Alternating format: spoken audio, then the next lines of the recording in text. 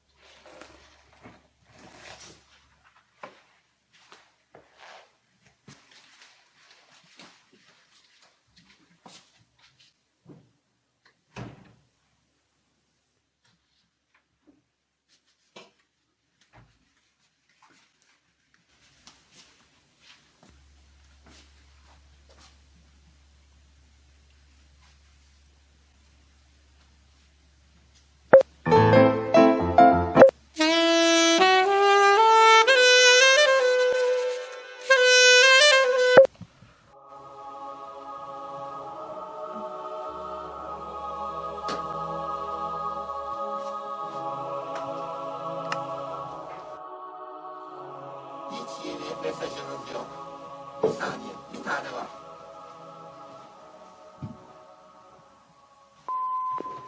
Alo. Alo. Tostumu yedim, odamdayım. Alo. Alo.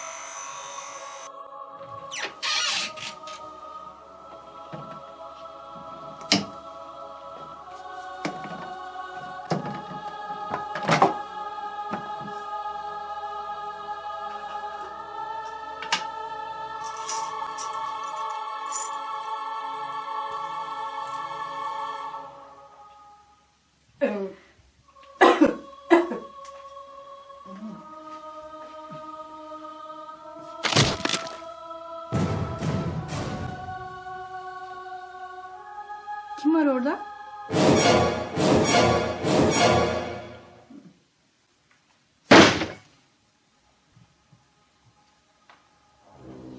Kim var orada dedim.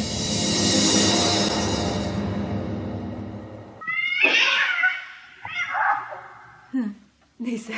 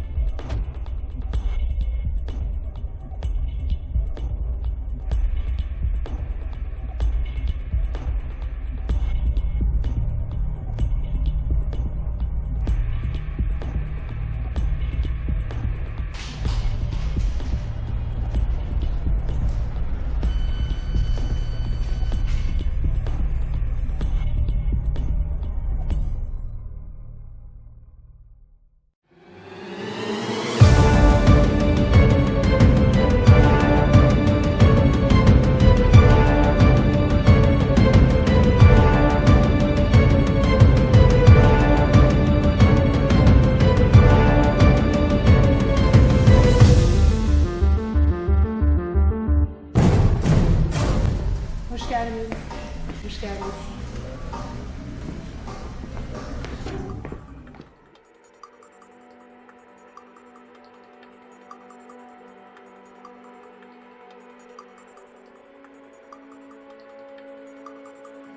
Buyurun lütfen beni takip edin.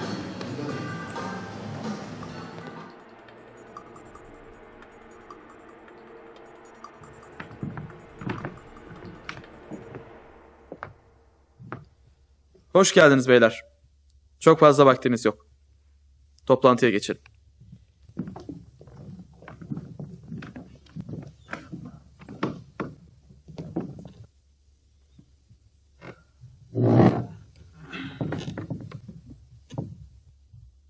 Beyler, çok zor günler geçiriyoruz.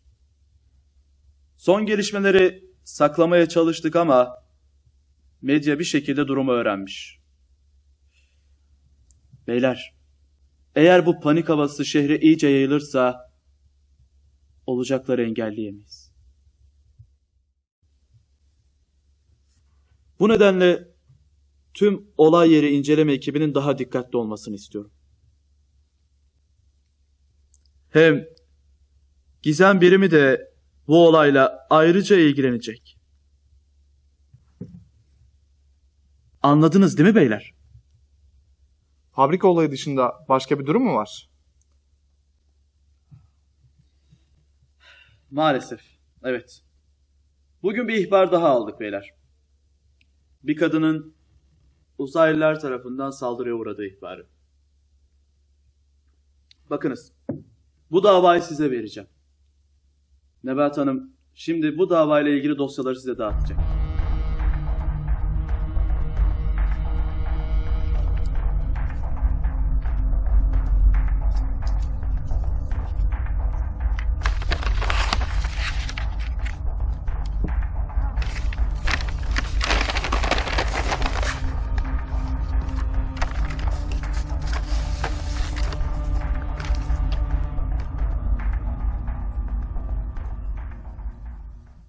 Unutmayın beyler, İçişlerin bize verdiği desteğin kesilmemesi için iyi işler çıkarmalıyız. Şimdi o kadını bulun ve bilgi alın. Eğer anlattıkları doğru ise yeni dostlarımıza temasa geçmek için adımlar atarız.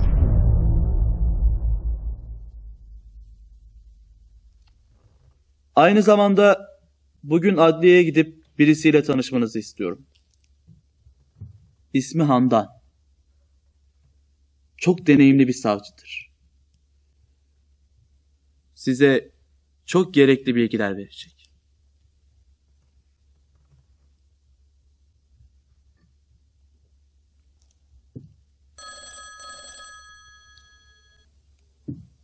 Efendim? Bir saniye. Başkanım size bir telefon var. Buyurun. Efendim? Hı. Tamam. Nebahat Hanım, misafirlerimiz var. İlgilenin.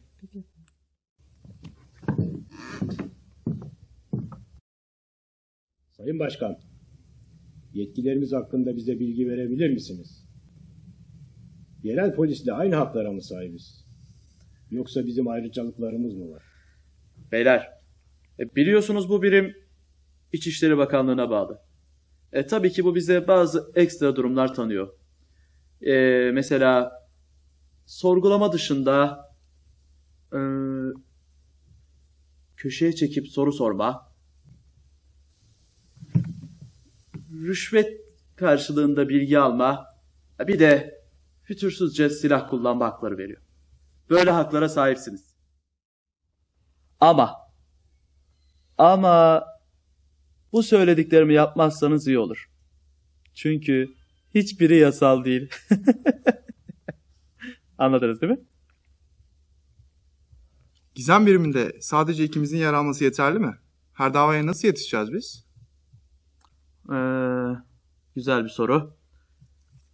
Beyler, biliyorsunuz bazı finansal sıkıntılarımız var.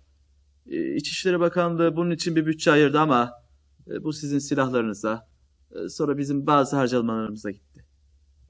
İlerleyen zamanlarda maaşınız kesilirse hiç kusura bakmayın. Para yok. Ama ben hiç boş durmadım. Size 2 deneyimli polis ayarladım. Biraz önce telefon geldi biliyorsunuz. Nebahat Hanım şimdi o 2 polisle görüşüyor. Tecrübeliler. Bu konuda size yardım edecekler. Merak etmeyin beyler. Evet, söyleyecek başka bir şeyiniz yoksa toplantımız bitmiştir. Teneffüse dışarıya çıkabilirsiniz. Hı?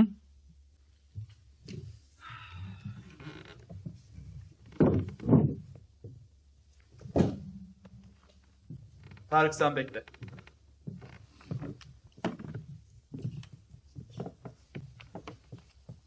Tarık. Rüstem biraz geçimsiz bir adamdır ama dahidir. Polis teşkilatında ismi en iyileri arasındadır. Onunla anlaşmaya bak, tamam mı? Sorun değil. Görüşürüz.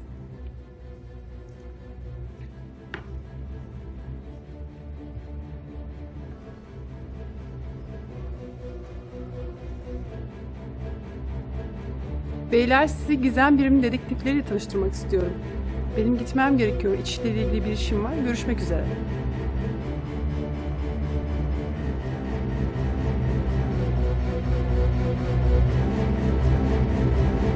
Dedektif Tarık, Dedektif Kent, Dedektif Rüstem, Dedektif Feyyaz, Dedektif Rüstem, Dedektif Kent. Dedektif Tarık, Dedektif Feyyaz. Sizler hangi birimlerden buraya atandınız? Ben yazılım uzmanıyım. Korsan yazılımla mücadele bölümündeydim. Arkadaşım Feyyaz da SAS komandosudur.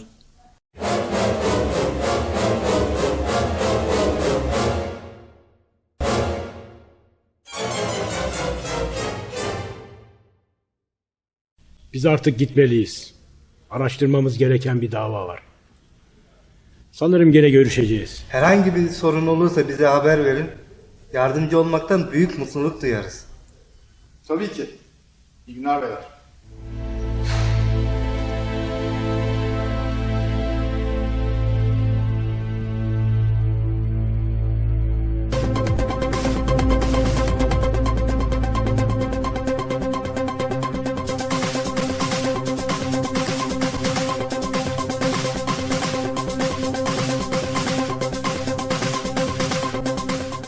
Sayın seyirciler, bu akşam da UWP'nin ana haber bülteniyle karşınızdayız.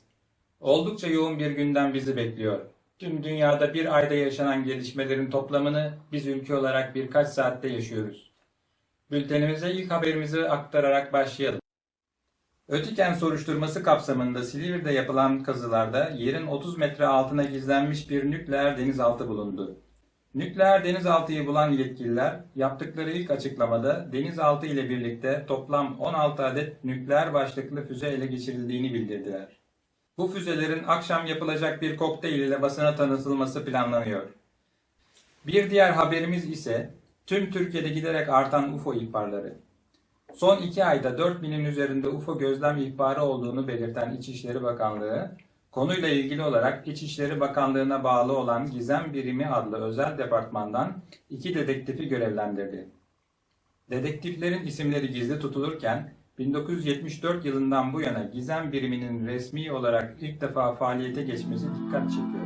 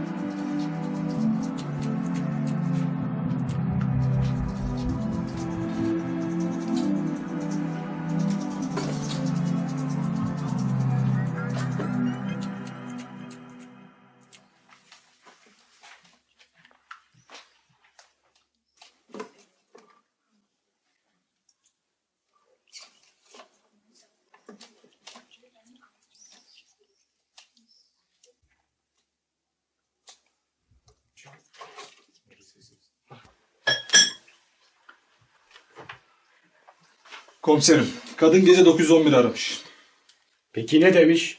Konuşamamış. 911 Amerikan acil yardım hattı olduğu için İngilizce konuşmuşlar. Kadın hiçbir şey anlamamış. Sonra kapatıp tekrar Türk polisini aramış. Saat kaçta? Elimizde net bir bilgi yok ama saat tam olarak 3.45'te. Operatör önce kadına inanmamış. Çünkü kadın uzaylılar tarafından saldırıya uğradığını iddia etmiş. Kadının aklı dengesi yerinde mi? Adı Yeliz. 32 yaşında ve tek başına yaşıyor. 2 yıllık bir evliliği olmuş ama 99'da şiddetli geçimsizlik nedeniyle boşanmış. Tıbbi kayıtlarında herhangi bir nörolojik veya psikolojik sorun olduğu yazmıyor. Sen daha fazla bilgi toplamaya çalış. Biz de kadınla konuşmaya çalışalım.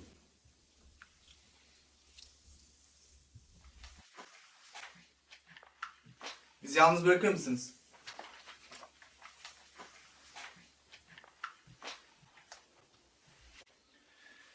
Bize saldırganı tarif etmeniz gerekiyor.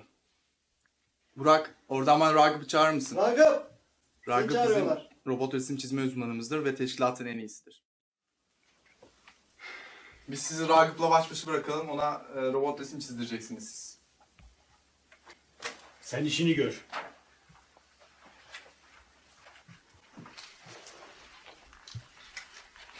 Yeliz Hanım merhaba. Ben teşkilatın en iyi robot resim çizme uzmanıyım. Bana dün geceyi anlatır mısınız? İnanın bana çok net hatırlamıyorum ama aklımda kalan bazı silik görüntüler var. Ama işinize yarar mı bilmem. Hatırladığınız kadarıyla anlatır mısınız? Örneğin teni nasıldı? Tamamı yeşildi. Parmakları 5'ten az 2'den fazlaydı. Boyu yaklaşık 1.64'tü. Yüzünün sağ yanında bir ben vardı. Bu ben ağzının yaklaşık 2,5 santim sağ üst çaprazındaydı. Tenin kokusu kaşarel Paris ile Poco Rabanne arası bir karışım gibiydi. Ama içerisinde egzotik Güney Amerika vahşi orkidesi zerrecikleri de eklenmiş bir hali vardı. Saçları yoktu. Boynu uzun, kulakları kavissiz, burnu 3 delikliydi. Hafif göbekliydi. Eline dokunduğumda ipeksi bir kumaş tadı aldım. Ama yeşil olduğunu söylemiş miydim? Yok.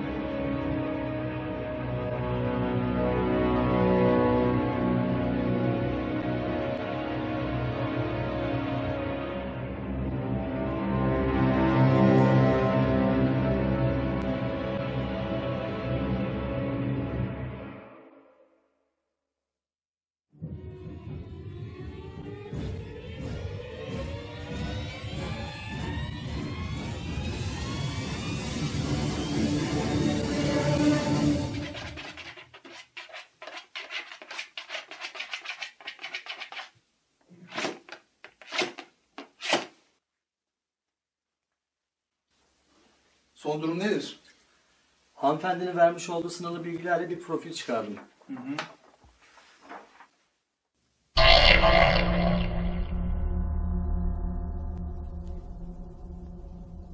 Dedektif Pınar!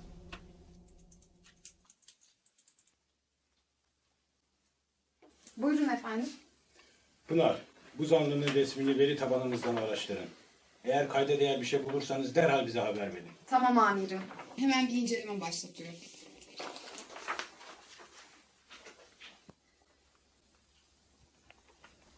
Tarık, bu da diğer resim. Tamam, tamam peki. Teşekkür.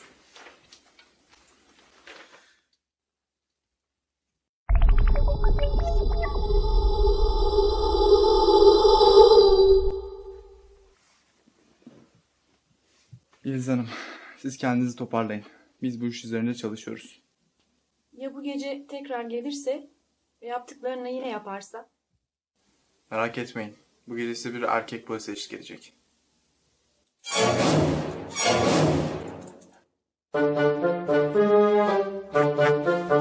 Efendim sonuçlar az önce çıktı. Dikkat edin sıcak.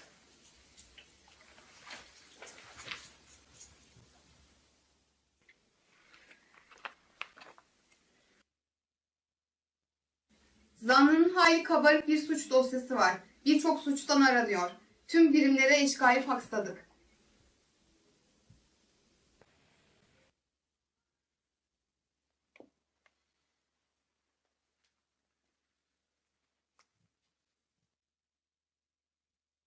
Ben bu kadına güvenmiyorum. Söylediklerinin tamamı yalan, uydurma. Ön yargılı davranıyorsun. Benim bu meslekte ilk öğrendiğim şey bir kişiye ön yargılı davranmamak, peşin hükümlü olmamak. Kadına inanmak istiyorum ama anlattıkları hiç inanılacak şeyler değil. Çok garip. Sen bir şeye inanmıyorsan bu onun var olmadığı anlamına gelmez. Ayrıca inandığı bir şeyin de var olması gerekmez. Hem var olan hem de inandığımız şeyler bizim işimizin dışında kalır. Bu dava bize değil, iyi bir psikoloğa verilmeliydi. Çünkü kadın kafayı yemiş. Unutma Tarık, biz bu işi çözmek için buradayız. Kendi işine bak. Bu birlikte çalıştığımız 5. gün. Birbirimize alışmamız zaman alacak ama biz işimizi en iyi şekilde yapmalıyız.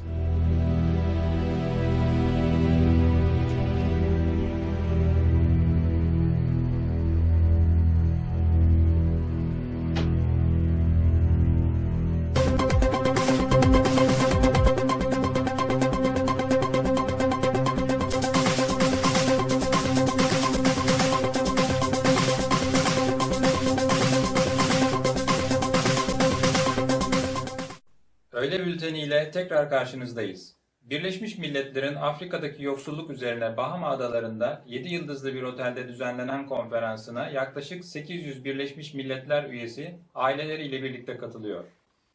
Kişi başına ücretin gecelik 1200 avro olduğu otelin zemini okyanusa bakıyor ve çatısında 2 tenis kortu ve bir olimpik koşu pisti bulunuyor.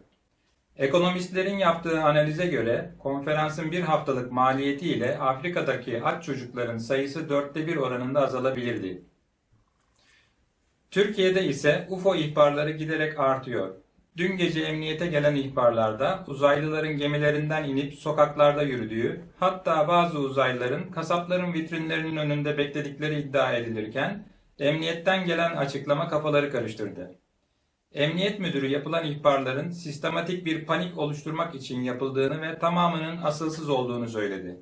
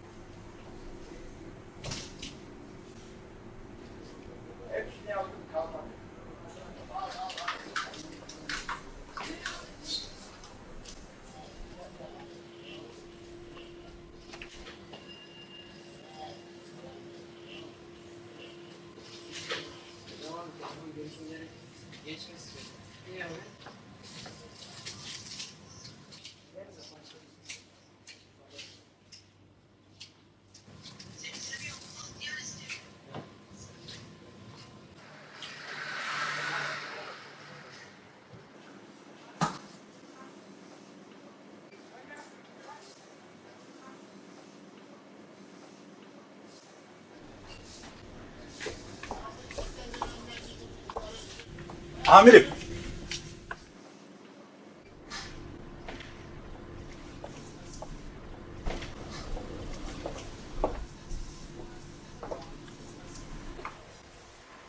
Neler buldunuz bakalım Poyraz? Amirim, görgü tanıklarının ifadesine göre uzaylı maskesi takmış iki kişi saat 16 sularında bu markete girmişler.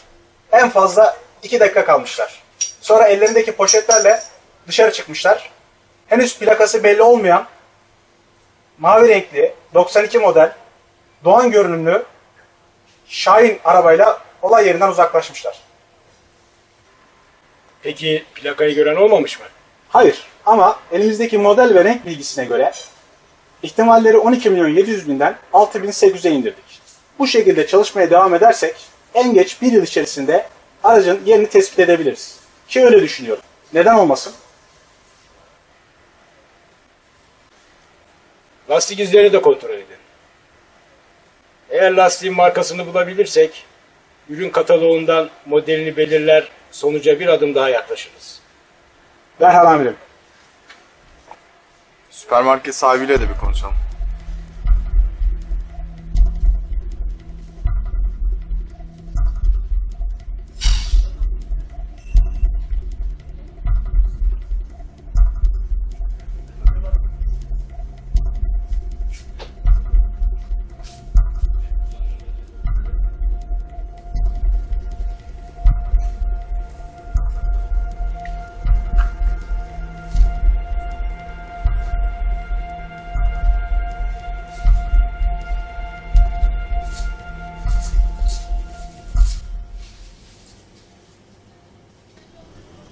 Merhaba beyler.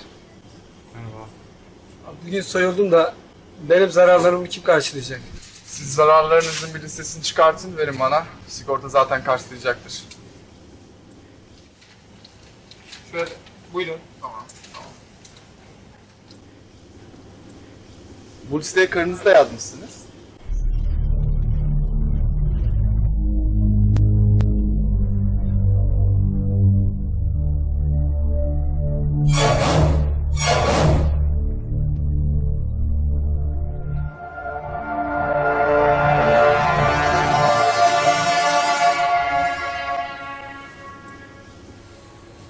Anlıyorum. İyi günler. Sağ ol.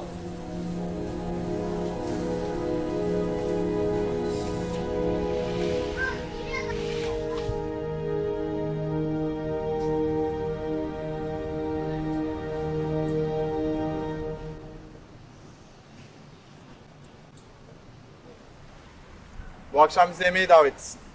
Alev sana özel yemek yaptı. Bana özel mi? Sizinle aynı masada yemek yiyemeyeceğim galiba. Ne o? Yoksa bana yer sofrası mı hazırladınız? Çok garip bir espri anlayışım var. Neden bekar kaldım belli oluyor.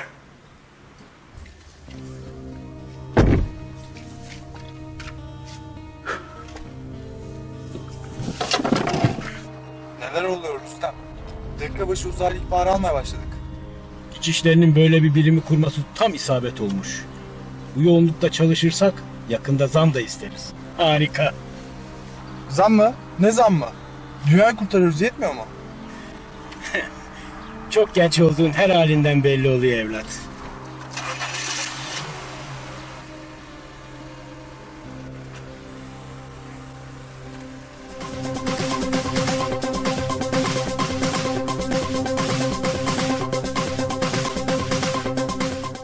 Bültenimize şok bir haberle başlıyoruz. Dün gece İstanbul semalarında görülen ışıklı bir cisim büyük bir heyecana sebep oldu.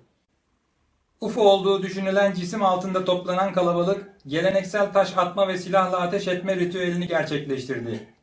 Kısa bir süre içerisinde gelen güvenlik güçleri bölgeyi kordon altına aldı. Ayrıca polis helikopterlerinin de hareketliliği gözden kaçmadı. Evet sevgili seyirciler, ülkemizde her ne oluyorsa gizlenmeye çalışılıyor, örtbas ediliyor. Ancak UWP olarak biz bu işin peşini bırakmayacağız. Sonuna kadar takipçisi olacağız, hiçbir baskıya boyun eğmeyeceğiz.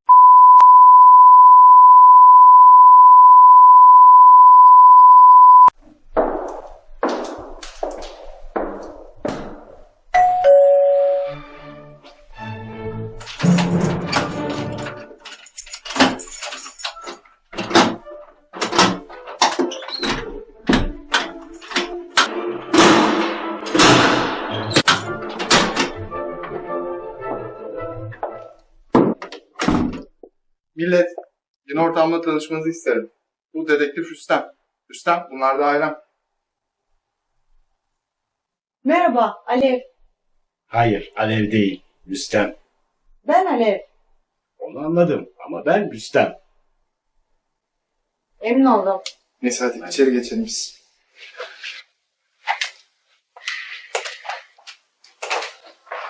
Rüstem Bey, buyurun oturun. Ben yemekleri alıp geleyim. Ben de hanıma yardım edeyim. Tamam. Rüstem amcam ben kızı alayım.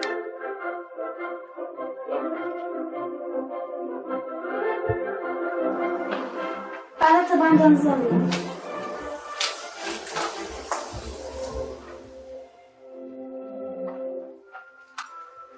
Sen de bunu al.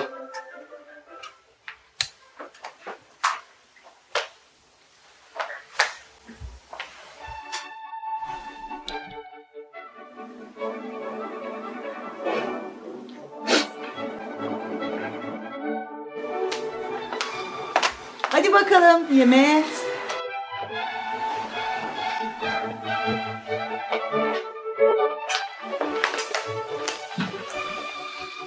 Kızlar gelin böyle oturun. Siz de.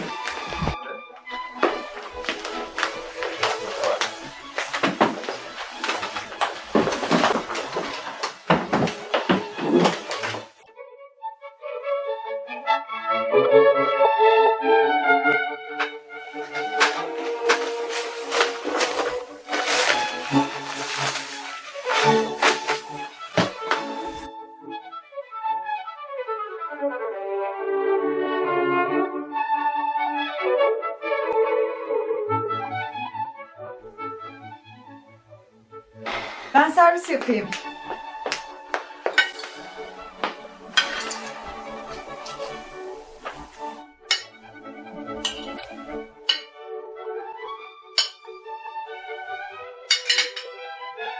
Rüstem ne var ne yok? Biraz iş güç işte. Yeter Kamil, teşekkür ediyorum. Afiyet olsun.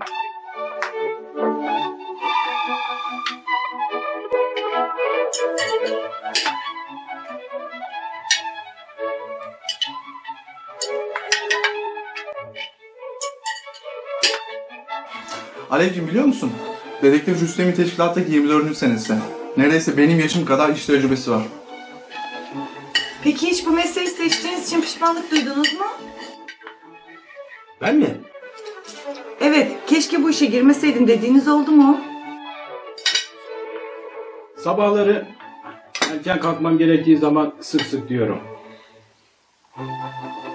Ama akşama geçiyor. Teşkilatta size çok güveniyorlar. Bunu nasıl sağladınız? İşinizi iyi yaparsanız bu kendiliğinden gerçekleşir. Ben işimi hep ön planda tuttum.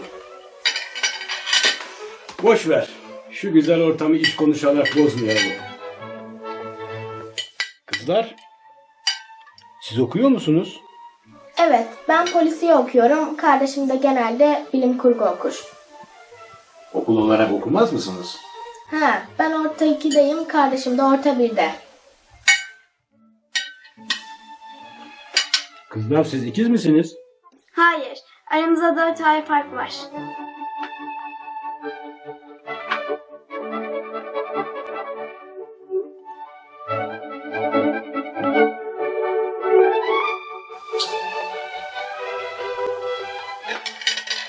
Çok güzel bir aileniz var. Teşekkür ederim. 2 sene önce birbirimizi ilk gördüğümüzde aşık olduk. Ve ertesi günde evlendik. Sonra aşkımızın 2 adet meyvesi oldu.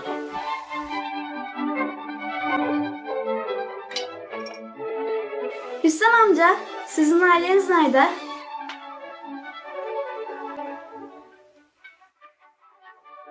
Kızlar, yemeğinizi yiyin bakayım. Rüstem amcanızı rahatsız etmeyin.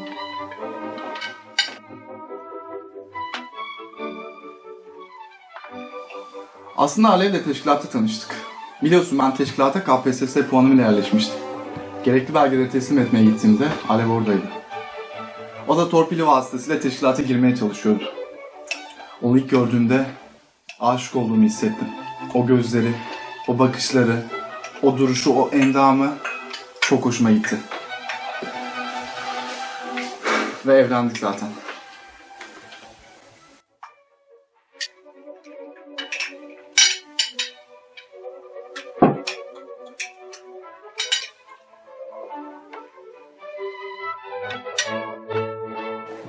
Hayatım, mutfağa gelip bana yardım eder misin lütfen? Saçmalama hayatım, misafirimiz var. Sonra yaparız. Tarık, mutfağa gelir misin lütfen? Hayatım. Hadi geç.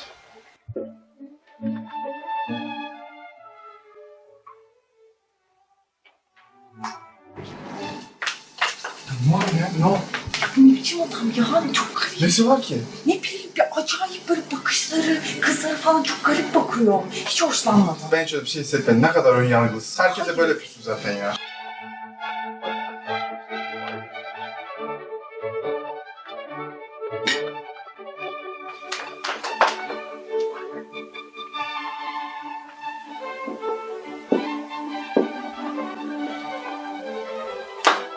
Hayatım, hiç hoşlanmadım. Çok garip bir adam. Çocuklara inan. Hayır. Sen takma bir şey hoş. Hiç hoşlanmadım. Ne yapayım? Koyayım mı? Bilmiyorum, deli işte görmüyor musun? Hayır. İyi de sinirlenme. Allah Allah. Ya hiç hoşlanmadım. Pardon, lavabo ne tarafta? İleride solda. Teşekkür. Sen hala da böyle bir şey mi demeye çalışıyorsun? Hiç hoşlanmadım. Bir şey olmaz ya. Hayır deli o.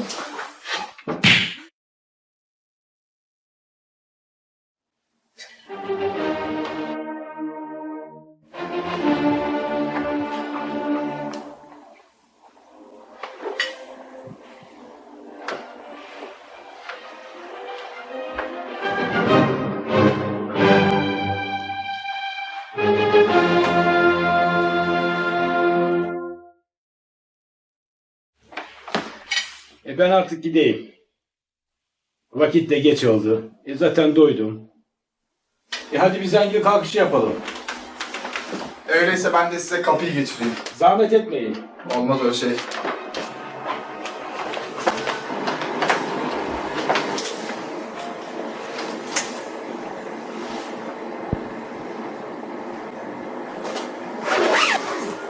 Her şey için teşekkür ederim. Biz teşekkür ederiz. Teşekkür ederiz.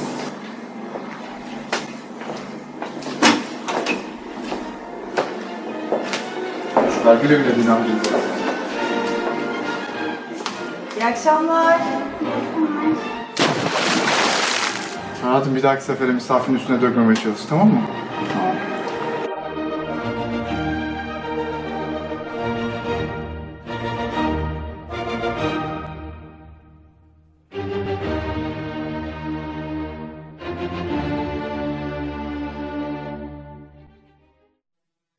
Sevgili izleyiciler, yepyeni bir bültenle karşınızdayız. Anadolu yakasındaki bir süpermarkete giren iki uzaylı, kasadaki paraya el koydu ve olay yerine geldikleri UFO ile hızla uzaklaştı. Gizem birimi dedektiflerinin de soruşturma kapsamında araştırdığı olay, vatandaşlar arasında büyük bir paniğe yol açtı. İstanbul'da büyük bir değişim yaşanıyor. Görüntülerde İstanbul'un bir ay önceki hali var.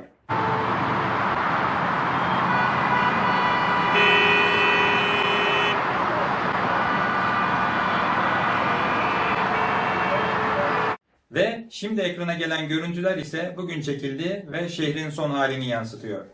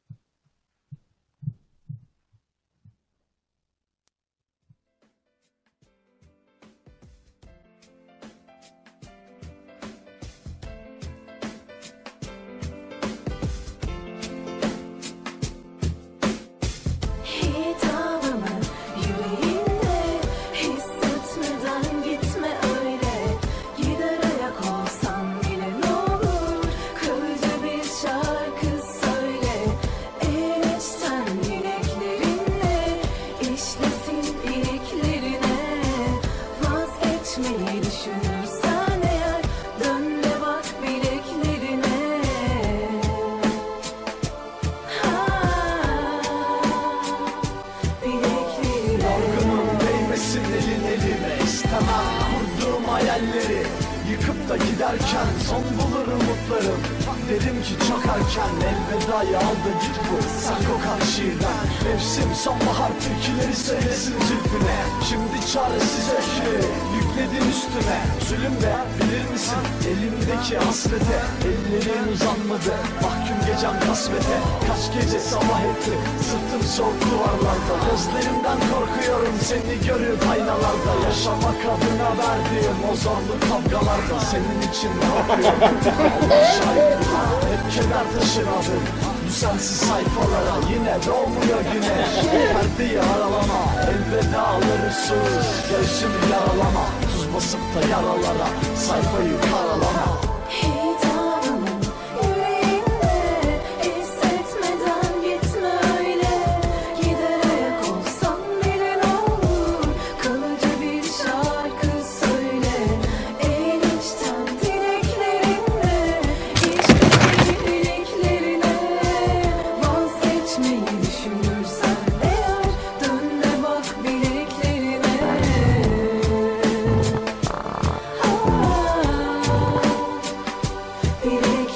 Koca bir yalanın enkazında duruyorken bu şehir yar aldıkça yazacak her zaman bir buruk şair. Kalmak için söz vermedim ki ben hiçbir zaman. Yine de hesapsız bir elvedadır bu mevsim vazan. Sürekli bir şeyler var aklımda evet sürekli. Hayat dedikleri maalesef ki olamadı yürekli. Evet yine sevda yerimden vurduğu zaman beni. Bir türküsün sanki o saçları seher yere. Değdi mi deyip de bir gün bunu anlayıp yordum mu? Değmesin suretin yüzüme bu adam yorgundur. Hiç iyi değilim ben acaba bunu sordum mu? Dirhem dirhem bitirdi hasretim belki sonundur. Dedim her gece kendime bu nasıl bir oyundur. Bilsen çok özledim sanki gelen kokundur. Boğazımı yırtarcasına ben haykırmak istedim. Duymadı ki dünya ama anlamasını istedim. Hitabımı yüreğimde hissetmeden gitme öyle. Gider ayak olsam bile ne olur, kalıcı bir şarkı söyle.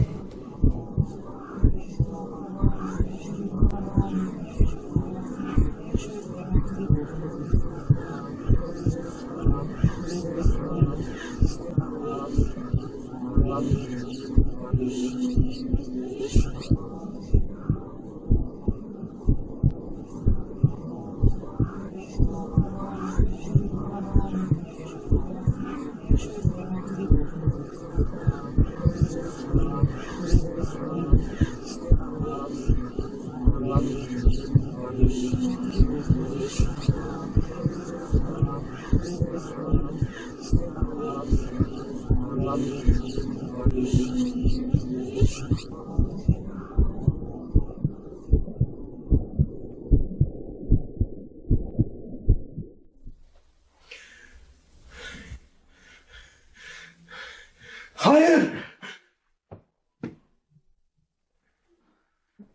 Sema, Can.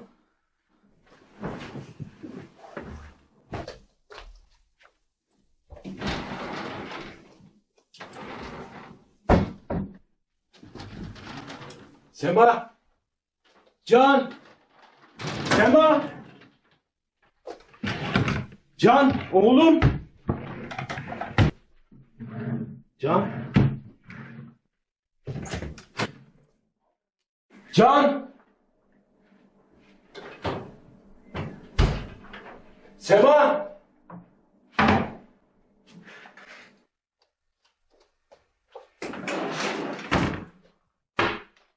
Sema.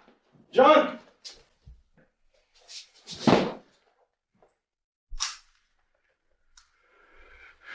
Hayır! Hayır! Hayır! Hayır!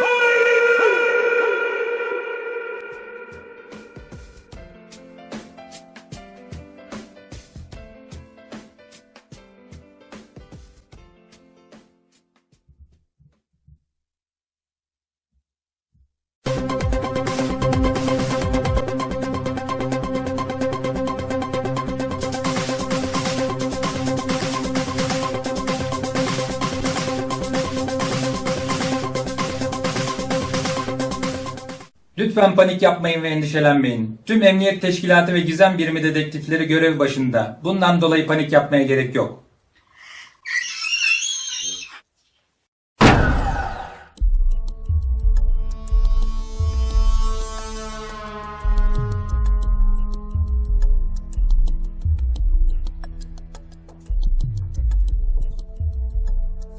Vahdet.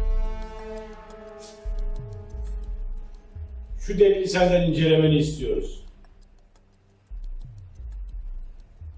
Abi bu nedir?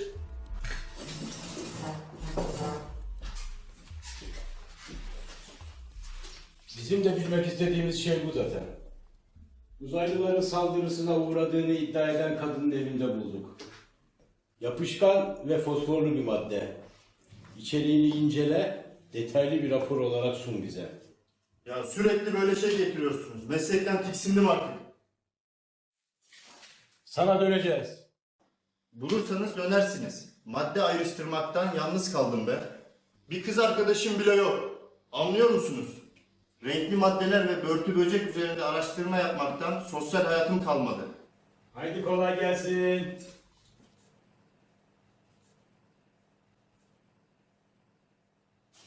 Ha Vahdet. Ne? Bu da o saldırıya uğrayan kadının kanı. Hadi.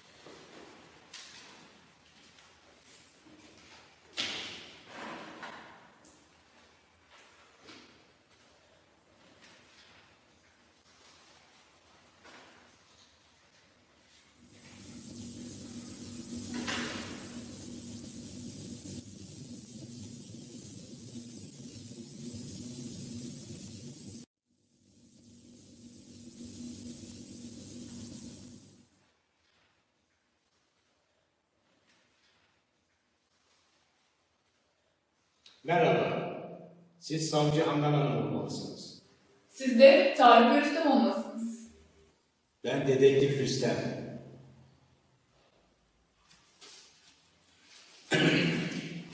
Bu da ekip arkadaşım Tarık.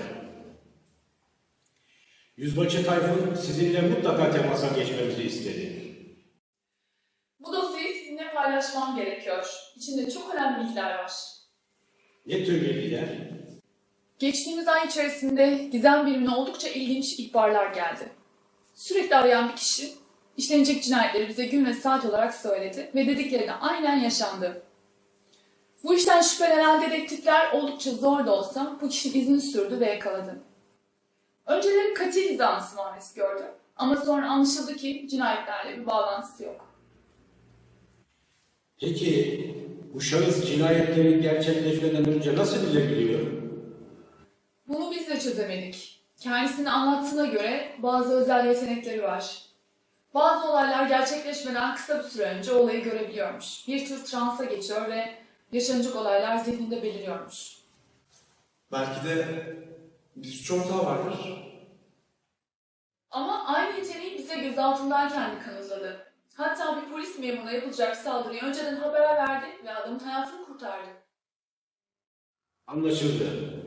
Bu çocuğun yetenekleri gerçek ise gizem biriminin işine oldukça bir hayli fazlasıyla yarayacaktır. En kısa zamanda bu çocukla tanışmalıyız. Tanışmak istiyorsanız önce onu bulmanız gerekecek. Bu ne demek oluyor? Bulmadan tanışamayacağınız anlamına gelen bir cümle oluyor. Tamam da ne demek istiyorsunuz? Bulup öyle tanışmanız gerektiğini söylüyorum. Yahu onu anladım da. Savcı hanım, neden bulmamız gerekiyor? Tanışmak için. Şu anda nerede? Onu dün bulunduğu özel merkezden kaçırdılar. İşin içinde kimler var bilmiyorum. Ama kaçıran ekip oldukça profesyoneldi. Bayıltıcı silahlarla gelmişler. 6 güvenlik memuru etkisiz hale getirip orayı kaçırdılar. Kar maskeli olduklarına kimlik teşhisini de yapamadık. Ama elimizde bazı ipuçları var. Örneğin Bora'nın tutulduğu binanın Google Earth resimleri var. Bunların hepsi zaten dosyada mevcut.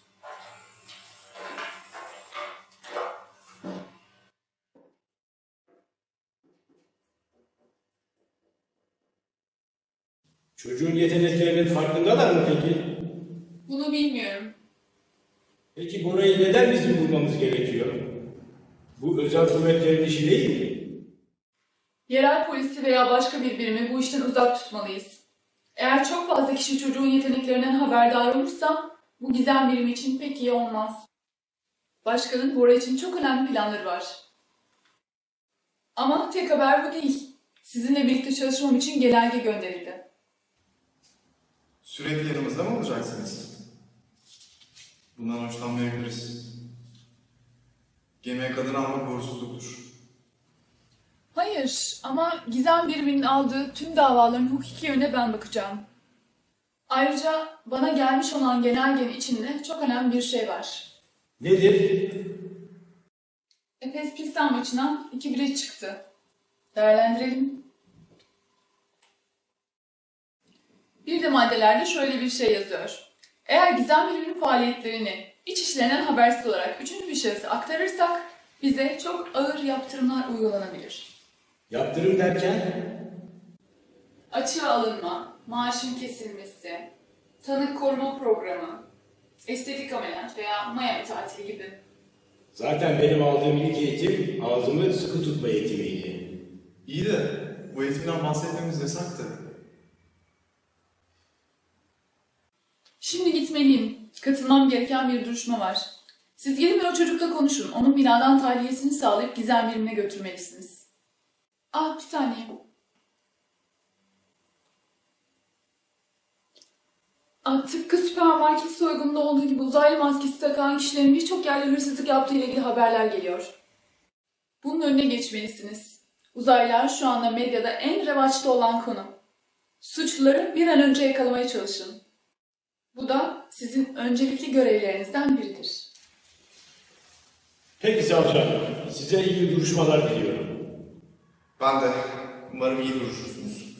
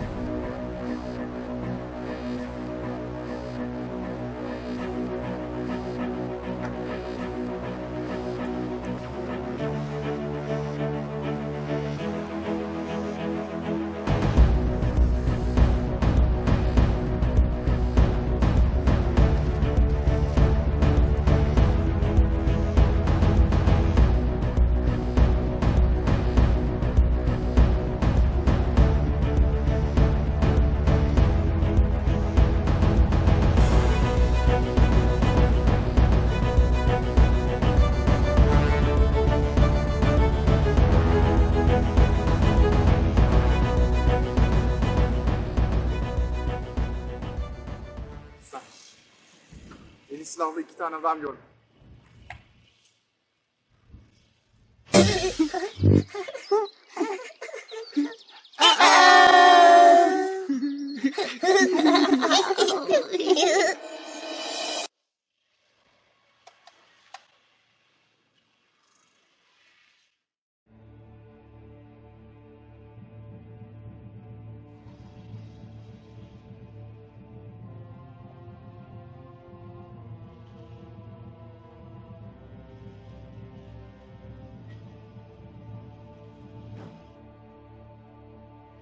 Hadi gidelim.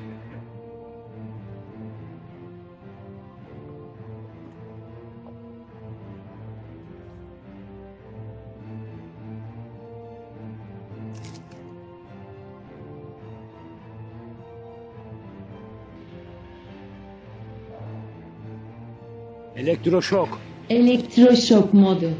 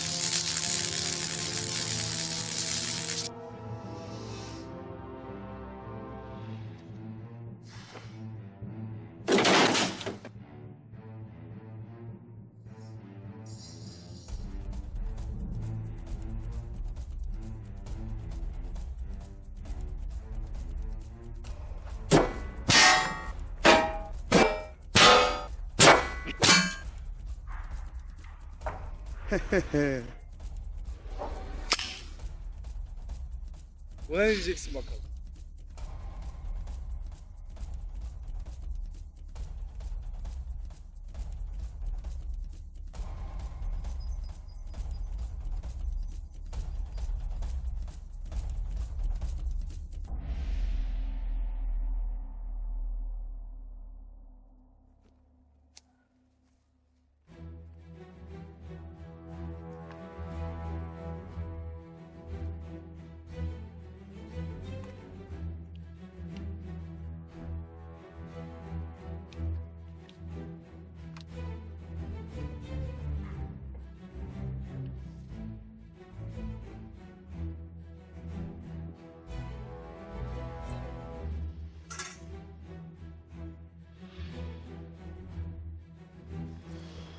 Üç deyince tamam mı? He, tamam. Bir, iki... Dur. Ne var, ne oldu? Üçleyince ne yapacaktık? İçeri gireceğiz. Bir de kapı kapalı. Açacağız. Kilitli olmasın. Bunu hiç düşünmemiştim. Peki kilitli olup olmadığını nasıl anlayacağız? Bilmiyorum. Bence daha profesyonel bir ekip çağırmalıyız. Haklısın galiba.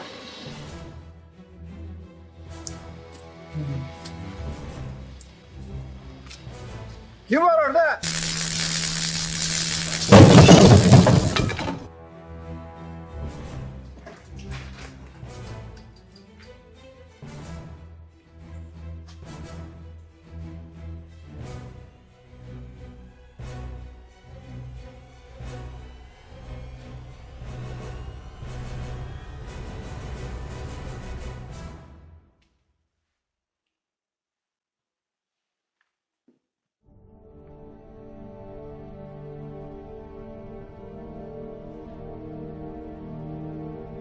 Bu yeteneğini ne zamandan beri farkındasın?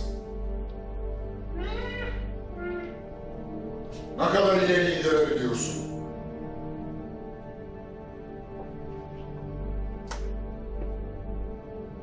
Teşkilatımıza her şeyi anlatacaksın. Başkaları da biliyor mu?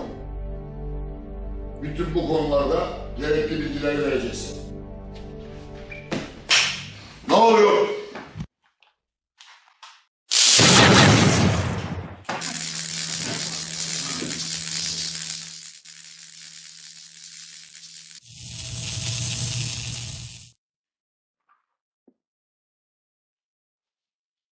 Ah!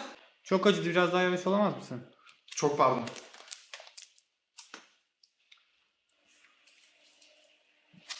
Şimdi daha iyiydi. Siz kimsiniz?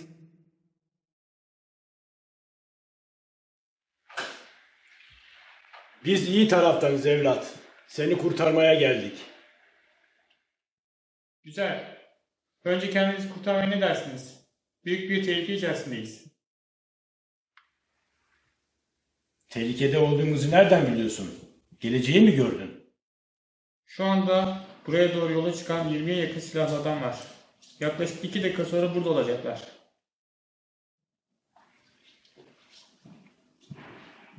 Peki bize bir şey yapabilecekler mi? Sonuçta sen geleceği de görüyorsun. Sadece birkaç dakikalık zaman atlayışları yapabiliyorum. Sonuçta benim de yeteneklerim sınırlı.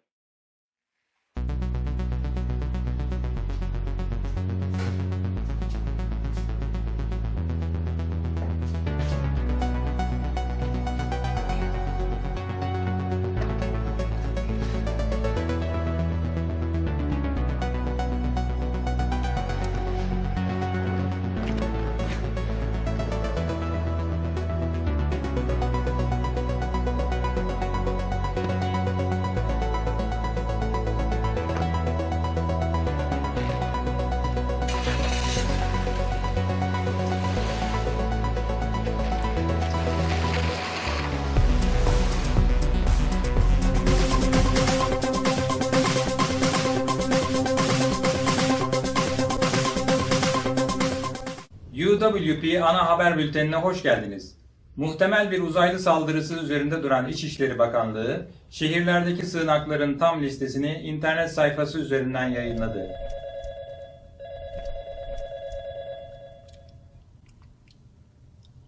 Alo, istediğiniz tahlilleri yaptım. Kadından aldığımız giysileri de inceledik. Domates ve yemek lekesi dışında partiküllerine ayrıştıramadığım bir madde daha buldum. Ayrıca kadının test sonuçları da geldi. Nedir? Kadın hamile. Bu olamaz. Genelde oluyor. Sen nasıl doğdun?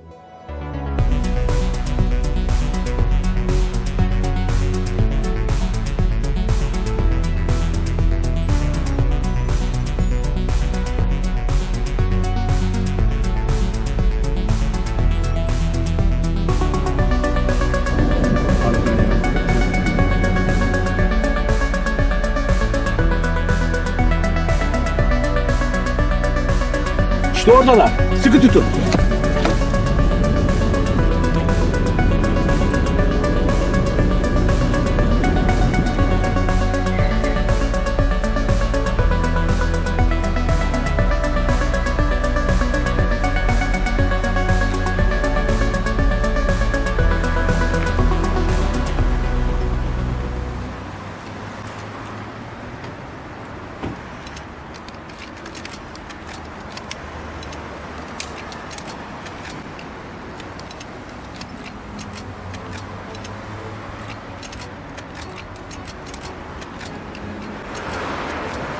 Oradalar.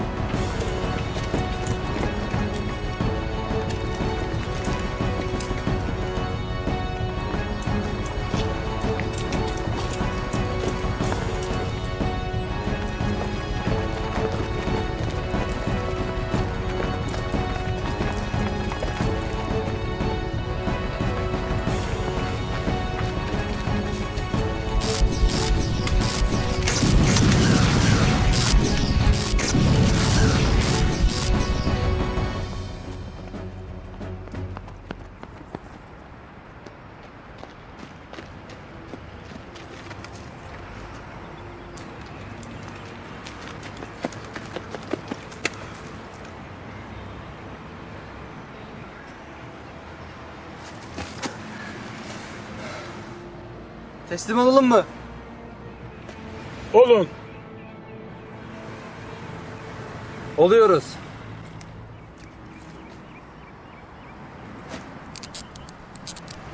Konuşmama hakkına sahipsiniz. Söyleyeceğiniz her şey aleyhinizde delil olarak kullanılabilir.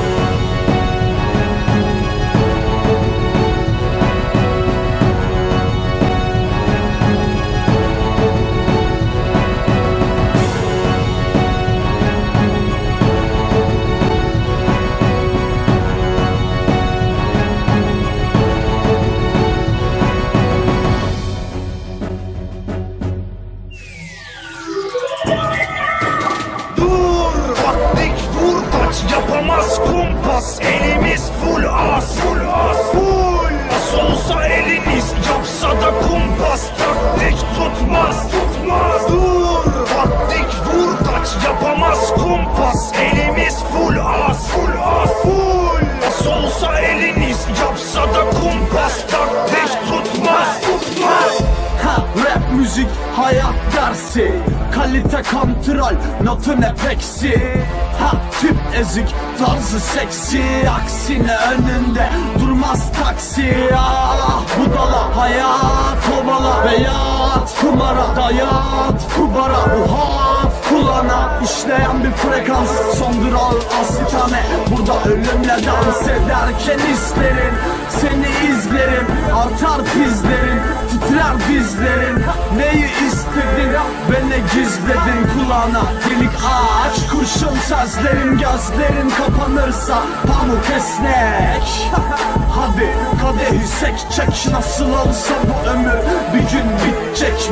1-2-1-2 içine son çek. Dur taktik vur kaç, yapamaz kumpas, elimiz full as. Full as olsa eliniz, yapsa da kumpas. Taktik tutmaz.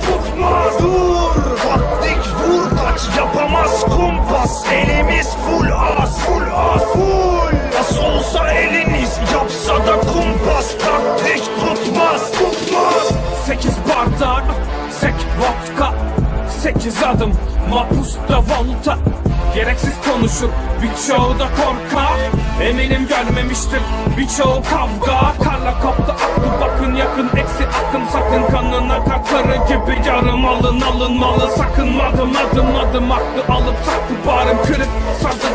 Asıl rap nasıl beyne kazı, sonunu bile bitch. Rapi eline koluna enine boyuna, sıçana kıçına açana içine kaçına boşuna hiç orada arama. Bu da burada komada dolanan, bu arada kanında orada yolu da var, aynaya bak ki gerçek. Gözümdeki mercek süzerim hepsini, emir beat verir düzerim gerisini. Mermi gibi rhyme gelir vurur perisini. Sandı çek içine şimdi boş ver sen gerisini. Dur vaktik vur aç yapamaz kumpas, elimiz full as Bas olsa elimiz yapsa da kumpas, taktik tutmaz Dur vaktik vur aç yapamaz kumpas, elimiz full